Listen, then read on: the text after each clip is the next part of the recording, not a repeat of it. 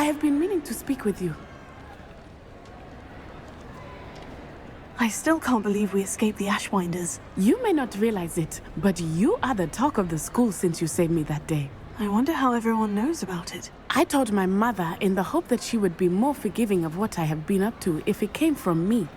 She likely told other professors, and news travels quickly.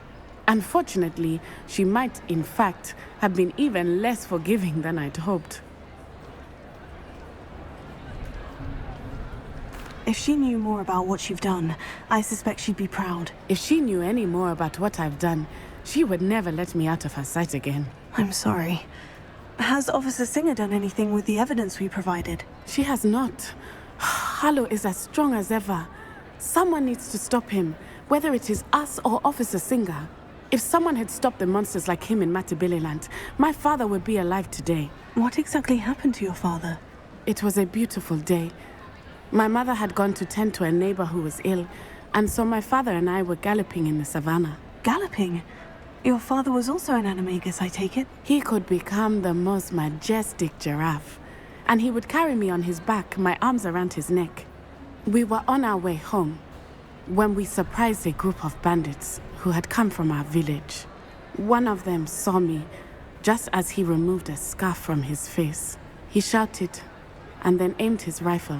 He didn't want you to identify him. Exactly. In an instant, my father bowed his neck to protect me and was hit. As he fell, my father changed back into his human form.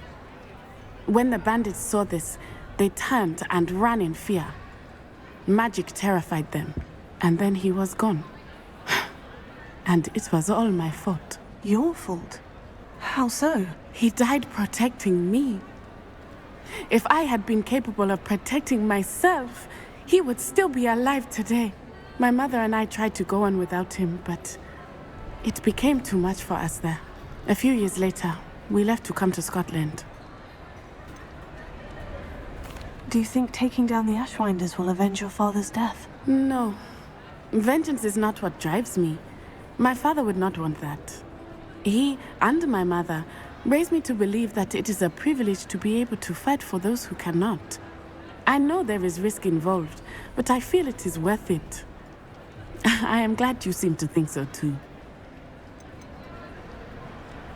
What does your mother think about all of this? Well, as you saw, she worries a great deal. She is an excellent seer, but I think it bothers her to this day that she did not see my father's death coming. She misses him. As do I.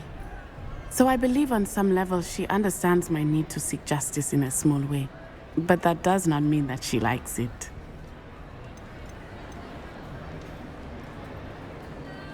Do you think your father would approve of the things we've been doing? Oh my, that is a good question. In theory, yes.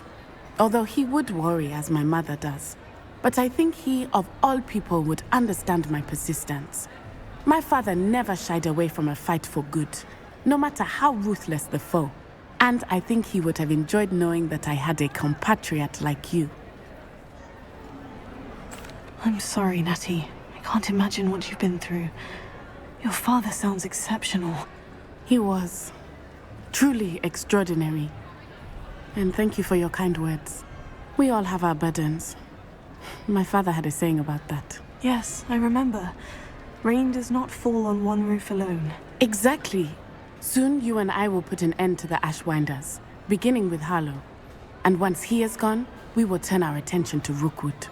We are making progress, and we will succeed. Thank you again for saving me. You deserve all of the praise you have received.